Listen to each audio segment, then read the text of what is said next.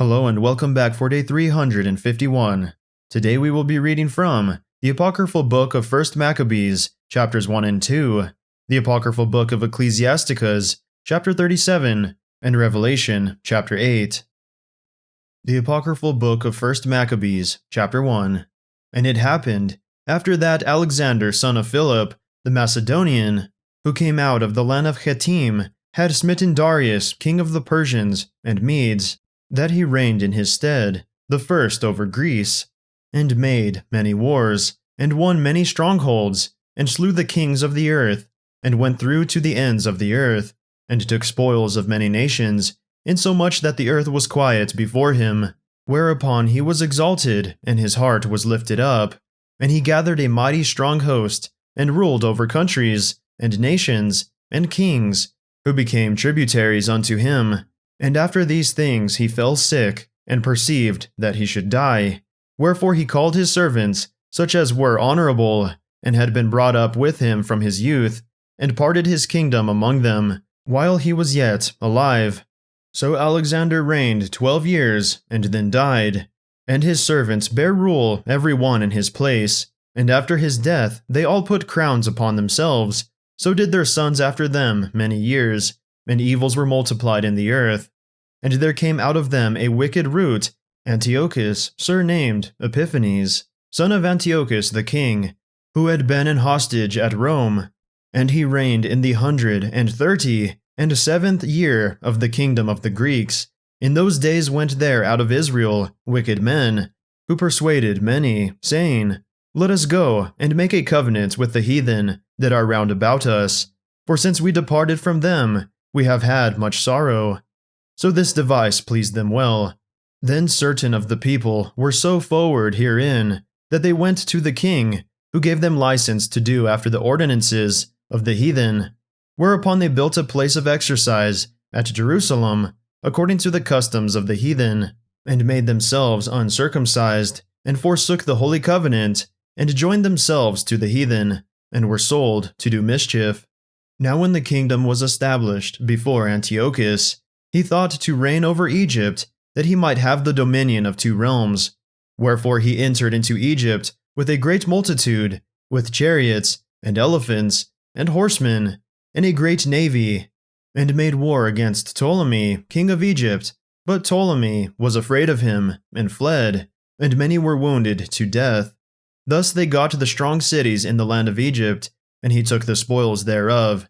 And after that Antiochus had smitten Egypt, he returned again in the 143rd year, and went up against Israel and Jerusalem with a great multitude, and entered proudly into the sanctuary, and took away the golden altar, and the candlestick of light, and all the vessels thereof, and the table of the shewbread, and the pouring vessels, and the vials, and the censers of gold, and the veil, and the crown, and the golden ornaments that were before the temple, all which he pulled off. He took also the silver and the gold, and the precious vessels. Also he took the hidden treasures which he found.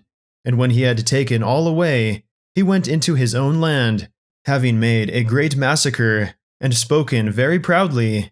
Therefore there was a great mourning in Israel, in every place where they were, so that the princes and elders mourned, the virgins and young men were made feeble, and the beauty of women was changed. Every bridegroom took up lamentation, and she that sat in the marriage chamber was in heaviness. The land also was moved for the inhabitants thereof, and all the house of Jacob was covered with confusion.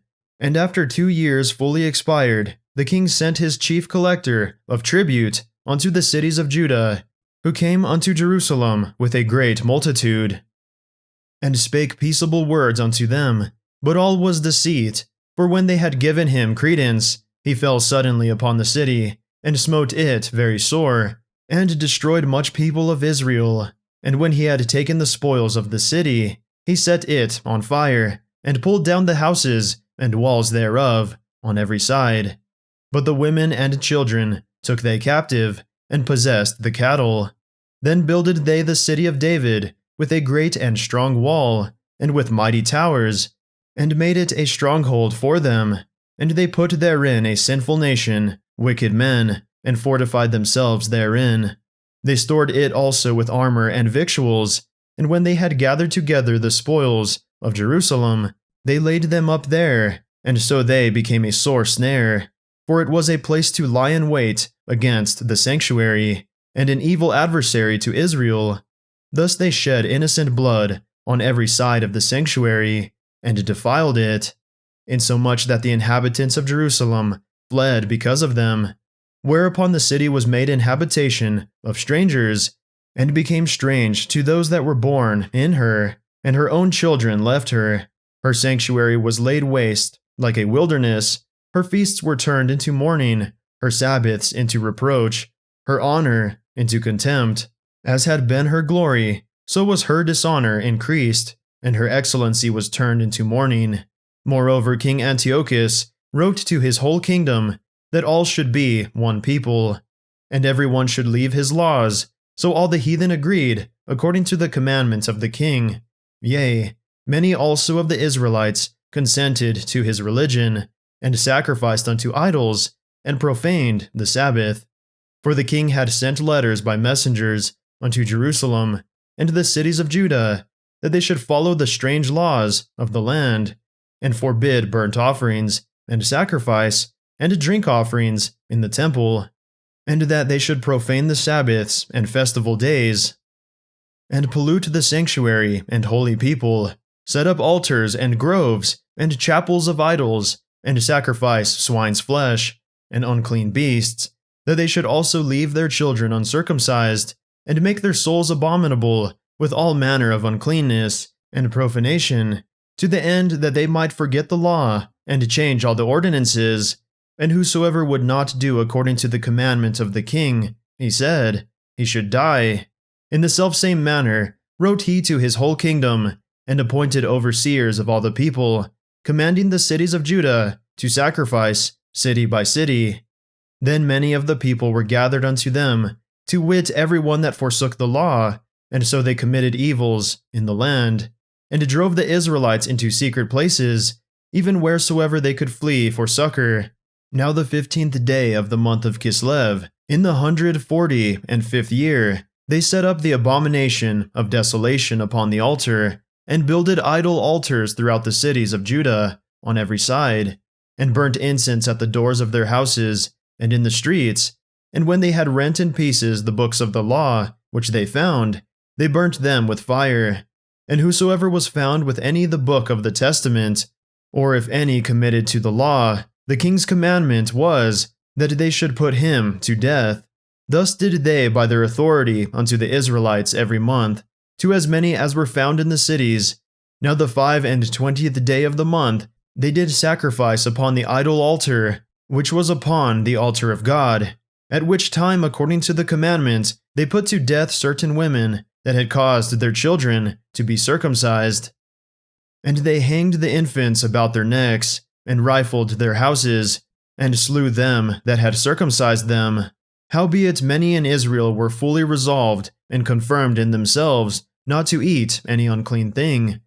Wherefore the rather to die, that they might not be defiled with meats, and that they might not profane the holy covenant.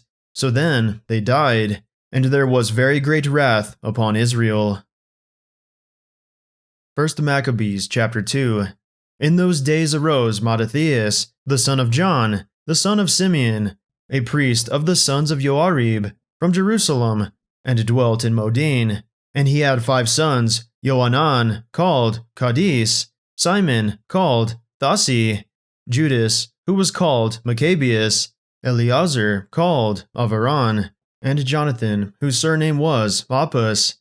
And when he saw the blasphemies that were committed in Judah and Jerusalem, he said, Woe is me! Wherefore was I born to see this misery of my people, and of the holy city, and to dwell there, when it was delivered into the hand of the enemy, and the sanctuary into the hand of the strangers? Her temple is become as a man without glory. Her glorious vessels are carried away into captivity. Her infants are slain in the streets, her young men with the sword of the enemy. What nation hath not had a part in her kingdom, and gotten of her spoils? All her ornaments are taken away. Of a free woman she is become a bondslave, And behold, our sanctuary, even our beauty and our glory, is laid waste, and the Gentiles have profaned it. To what end, therefore, shall we live any longer?" Then Mattathias and his sons rent their clothes, and put on sackcloth, and mourned very sore. In the meanwhile the king's officers, such as compelled the people to revolt, came into the city Modin to make them sacrifice. And when many of Israel came unto them, Mattathias also and his sons came together. Then answered the king's officers, and said to Mattathias on this wise, "Thou art a ruler, and an honorable and great man in this city, and strengthened with sons and brethren. Now therefore come thou first, and fulfill the king's commandment, like as all the heathen have done, yea, and the men of Judah also, and such as remain at Jerusalem. So shalt thou and thy house be in the number of the king's friends, and thou and thy children shall be honored with silver and gold, and many rewards." Then Mattathias answered and spake with a loud voice, "Though all the nations that are under the king's dominion obey him, and fall away every one from the religion of their fathers, and give consent to his commandments, yet will I and my sons and my brethren walk in the covenant of our fathers. God forbid that we should forsake the law and the ordinances. We will not hearken to the king's words, to go from our religion, either on the right hand or the left." Now when he had left speaking these words, there came one of the Jews in the sight of all, to sacrifice on the altar, which was at Modin, according to the king's commandment. Which thing, when Mattathias saw, he was inflamed with zeal, and his reins trembled, neither could he forbear to shew his anger, according to judgment, wherefore he ran, and slew him upon the altar. Also the king's commissioner, who compelled men to sacrifice, he killed at that time, and the altar he pulled down. Thus dealt he zealously for the law of God, like as Phinehas did unto Zombri, the son of Salom. And Mattathias cried throughout the city with a loud voice, saying, "Whosoever is zealous of the law, and maintaineth the covenant, let him follow me." So he and his sons fled into the mountains, and left all that ever they had in the city. Then many that sought after justice and judgment went down into the wilderness to dwell there, both they and their children, and their wives, and their cattle, because afflictions increased sore upon them. Now when it was told the king's servants, and the host that was at Jerusalem, in the city of David, that certain men, who had broken the king's commandment, were gone down into the secret places in the wilderness, they pursued after them a great number, and having overtaken them, they camped against them, and made war against them on the Sabbath day. And they said unto him, "Let that which ye have done hitherto suffice. Come forth, and do according to the commandment of the king, and ye shall live."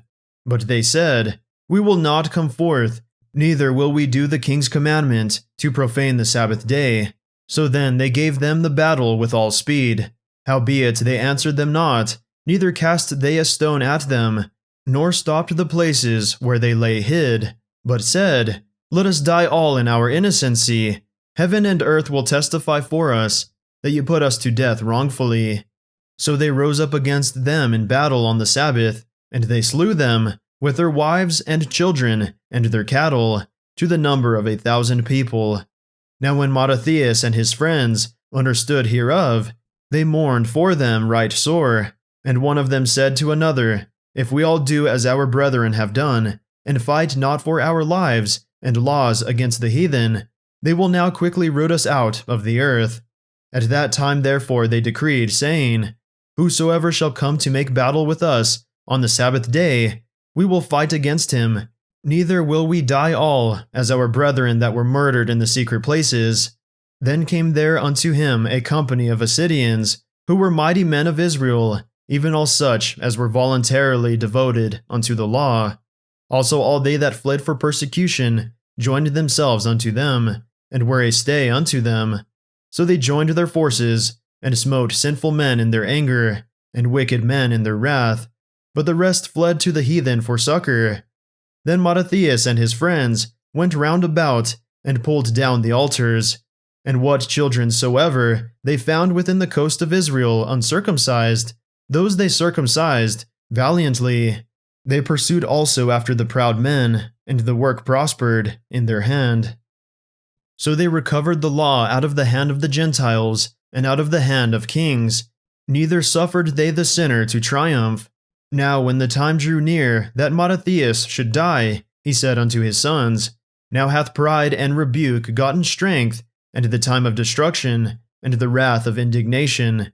Now therefore, my sons, be ye zealous for the law, and give your lives for the covenants of your fathers. Call to remembrance what acts our fathers did in their time, so shall ye receive great honor, and an everlasting name. Was not Abraham found faithful in temptation, and it was imputed unto him for righteousness? Joseph in the time of his distress kept the commandment, and was made Lord of Egypt. Phinehas our father, in being zealous and fervent, obtained the covenant of an everlasting priesthood. Jesus, for fulfilling the word, was made a judge in Israel. Caleb, for bearing witness before the congregation, received the heritage of the land. David, for being merciful, possessed the throne of an everlasting kingdom. Elias, for being zealous and fervent for the law, was taken up into heaven. Ananias, Azarias, and Misael, by believing, were saved out of the flame. Daniel, for his innocency, was delivered from the mouth of lions. And thus consider ye throughout all ages, that none that put their trust in him shall be overcome. Fear not then the words of a sinful man, for his glory shall be dung and worms. Today he shall be lifted up, and tomorrow he shall not be found, because he is returned into his dust, and his thought is come to nothing. Wherefore, ye my sons, be valiant, and shew yourselves men in the behalf of the law, for by it shall ye obtain glory. And behold, I know that your brother Simon is a man of counsel. Give ear unto him alway, he shall be a father unto you. As for Judas Maccabeus, he hath been mighty and strong, even from his youth up. Let him be your captain, and fight the battle of the people. Take also unto you all those that observe the law, and avenge ye the wrong of your people. Recompense fully the heathen, and take heed to the commandments of the law. So he blessed them, and was gathered to his fathers. And he died in the 146th year, and his sons buried him in the sepulchres of his fathers at Modin. And all Israel made great lamentation for him. The Apocryphal Book of Ecclesiasticus, chapter 37. Every friend saith, I am his friend also, but there is a friend, which is only a friend in name. Is it not a grief unto death, when a companion and friend is turned to an enemy? O wicked imagination, whence camest thou in to cover the earth with deceit? There is a companion, which rejoiceth in the prosperity of a friend, but in the time of trouble will be against him. There is a companion, which helpeth his friend for the belly, and taketh up the buckler against the enemy. Forget not thy friend in thy mind, and be not unmindful of him in thy riches. Every counselor extolleth counsel, but there is some that counseleth for himself. Beware of a counselor, and know before what need he hath, for he will counsel for himself, lest he cast the lot upon thee, and say unto thee, Thy way is good, and afterward he stand on the other side, to see what shall befall thee. Consult not with one that suspecteth thee, and hide thy counsel from such as envy thee. Neither consult with a woman touching her of whom she is jealous, neither with a coward in matters of war, nor with a merchant concerning exchange, nor with a buyer of selling, nor with an envious man of thankfulness, nor with an unmerciful man touching kindness, nor with the slothful for any work, nor with an hireling for a year of finishing work, nor with an idle servant of much business. Hearken not unto these in any matter of counsel, but be continually with a godly man, whom thou knowest to keep the commandments of the Lord, whose mind is according to thy mind, and will sorrow with thee if thou shalt miscarry. And let the counsel of thine own heart stand, for there is no man more faithful unto thee than it. For a man's mind is sometime wont to tell him more than 7 watchmen that sit above in an high tower. And above all this, pray to the Most High, that he will direct thy way in truth. Let reason go before every enterprise, and counsel before every action. The countenance is a sign of changing of the heart. 4 manner of things appear, good and evil, life and death, but the tongue ruleth over them continually. There is one that is wise and teacheth many, and yet is unprofitable to himself. There is one that sheweth wisdom in words, and is hated. He shall be destitute of all food. For grace is not given him from the Lord, because he is deprived of all wisdom. Another is wise to himself, and the fruits of understanding are commendable in his mouth. A wise man instructeth his people, and the fruits of his understanding fail not. A wise man shall be filled with blessing, and all they that see him shall count him happy. The days of the life of man may be numbered, but the days of Israel are innumerable. A wise man shall inherit glory among his people, and his name shall be perpetual. My son, prove thy soul in thy life, and see what is evil for it, and give not that unto it. For all things are not profitable for all men, neither hath every soul pleasure in everything. Be not unsatiable in any dainty thing, nor too greedy upon meats. For excess of meats bringeth sickness, and surfeiting will turn into choler. By surfeiting have many perished, but he that taketh heed prolongeth his life. Revelation chapter 8.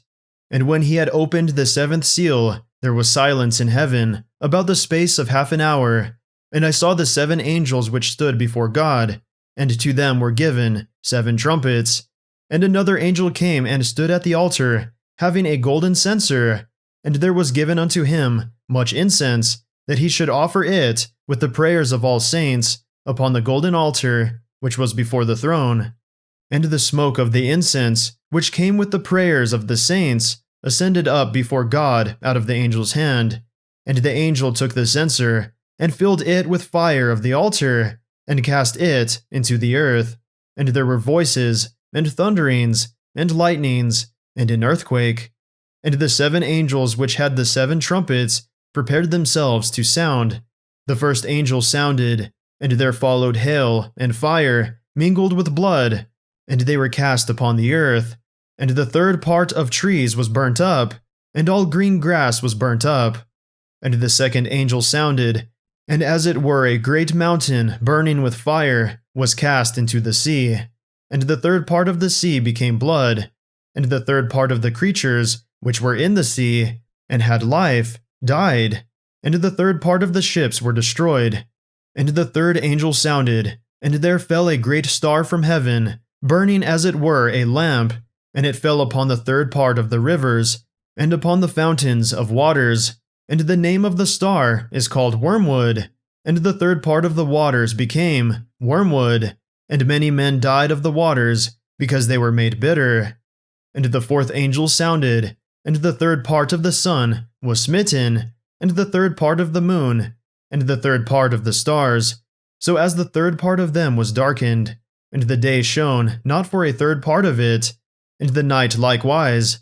And I beheld, and heard an angel flying through the midst of heaven, saying with a loud voice, Woe, woe, woe to the inhabitants of the earth, by reason of the other voices of the trumpet of the 3 angels, which are yet to sound.